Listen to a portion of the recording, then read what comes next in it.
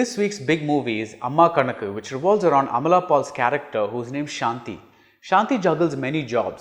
She works at a fish market, she washes vessels at a roadside eatery, but she is defined primarily as a domestic help in the house of Dr. Nandini, who is played by Revati. In other words, Shanti is a velakari. But the character doesn't carry the connotations this word usually brings along. For instance, we never see Shanti faced with a mountain of dirty dishes or cleaning the commode. We see her as a manicurist, she's applying nail polish, she's slicing vegetables because her employer likes to make pickles, she packs suitcases for Dr. Nandini's trips. Abhi, Endri, school time achu. ஏமா என் பேர் அபினியான்னு வச்ச? ஏன்? என் பேர் ஏல start ஆகுறதுனால school attendance ரெஜிஸ்டர்ல முதல்ல வந்துடுது. அப்போ உன் பேரை ஜண்டு பாம்னு மாத்தி வச்சிடலாமா? And after a while, this became a problem for me, just as it did in the Hindi version Nil Batte Sanata, which was released earlier this year. The crux of Ashwini Iyer Tiwari's film is that Shanti does not want her daughter, Abhi, played by Yuvashri, to become a velakari like her and will do anything to prevent this catastrophe. But the child, who's not very bright and who's in 10th standards and who's a 10th standard student, has accepted her destiny. She reasons that a doctor's kid will become a doctor, an engineer's kid will turn out an engineer, hence her future as a domestic help. Though not a velakari, she likes nice things and she sees herself in an upscale house, probably a movie star's house, because she's crazy about movies. என்ன ஆகணும் ஆசை? இன்ஜினியரோட பசங்க engineer, டாக்டரோட பசங்க doctor, அப்போ ஒரு வேலைக்காரோட பொண்ணு. ஒரு வாட்டி வேலைக்காரி ஆவேன்னு சொன்ன வாயிலேயே சூடு வச்சிருவேன். இந்த நாட்டுல பசங்க அவங்களோட கெரியர் டிசைட் பண்றது கூட உரிமையெல்லாம் போயிடுச்சு. So the film never answers the question, so if Abhi dreams of being this kind of domestic help, then why shouldn't she? After all, if her mother's stint at Dr. Nandini's house is anything to go by, it's not a bad thing at all. Why should everyone aim to be a collector, which is Shanti's dream for Abhi? Of course, Abhi should strive to become a collector if she wants to be one. But if she doesn't, it falls upon Shanti and the film to convince Abhi that that is a much better future. The problem with Amma Kanakku is twofold. One, it looks down on certain kinds of honest labor. Becoming a driver is a kevalamana kanavu.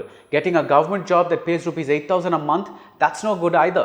And two, the film employs emotional blackmail to get Abhi on Shanti's side. Abhi changes her mind not because she thinks or has been convinced that this is the right thing to do, but because a poor mother who works so hard thinks this is the right thing to do. And so she should be right. Do many children make decisions simply because their parents tell them to do something? Certainly. The film's cutesy conceit is that Shanti joins Abhi's class to make the daughter study harder. I doubt there have been kids this tolerant of a grown-up in their class.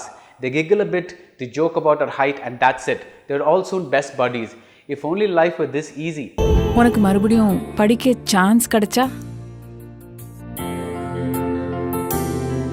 உங்க பையனுக்கா பொண்ணுக்கா? பையனுக்கும் இல்ல பொண்ணுக்கும் இல்ல. பின்ன admission இவளுக்கு தான் வேணும். இவங்களுக்கா? ஆமா. இவங்க இங்க தான் படிக்கணும். The real message of Amma Kanakku may be that we need more women filmmakers. They craft female characters in ways that male filmmakers simply don't. Shanti doesn't seem to be bothered that she's not in a relationship. Even the collector she runs into, the man is single, isn't roped into the movie for a love angle.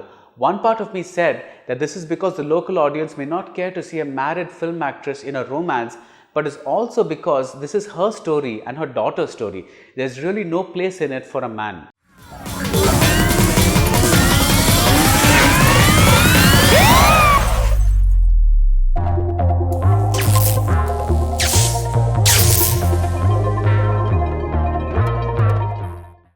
The other film this week is Metro, and director Anand Krishan has a terrific subject. We read about chain snatching all the time, but this is the first film to delve into the subject and make it a backdrop, the way say Urta Punjab tackles drugs. We see how gold moves through the black market. First, a guy on a bike stretches a hand out and rips a chain off a woman's neck, but not just any woman. It's better if she has her hair tied up. The snatching becomes cleaner. This level of journalistic inquiry isn't usual, and it extends to how the chain is sold, what the people who buy the chain do with it. Metro opens our eyes to a nasty little ecosystem that thrives right under our nose. The story revolves around Arivargan, who is played by Shirish. He's a writer for a magazine, though when we first see him, he's beating up a man with a hammer. And you know a flashback isn't far away. Soon, we learn about Arivargan's loving middle-class family, which includes a brother Madhi, played by Satya, who wants to break free from this middle-classness. He doesn't just want a bike, he wants a KTM bike which costs 1.5 lakhs. The story soon sets itself up. ஏன் எப்பவுமே லேடிஸை மட்டும் target பண்ணுறேன்? பொம்பளைங்களுக்கு மட்டும்தான் பயம் அதிகம். பொருளை அடிக்கும் போது அவங்கள பார்க்கணுமே, கைகாலெல்லாம் நடுங்கும். Metro is one of those films you wish was much better. The director stages some very effective moments and there is a sense of unease throughout, a sense of commitment to the material too. This isn't the kind of film that uses the gang's hideout as the setting for an item number. But the scenes lurch into one another and the central conflict is weak. The primal emotions just don't burst through. The biggest problem though is the fatally ineffective cast. Bobby Simha plays the leader of a chain-snatching gang and he is laughable when issuing threats. And would you believe Centrine as a menacing action hero? Not for all the gold in the world.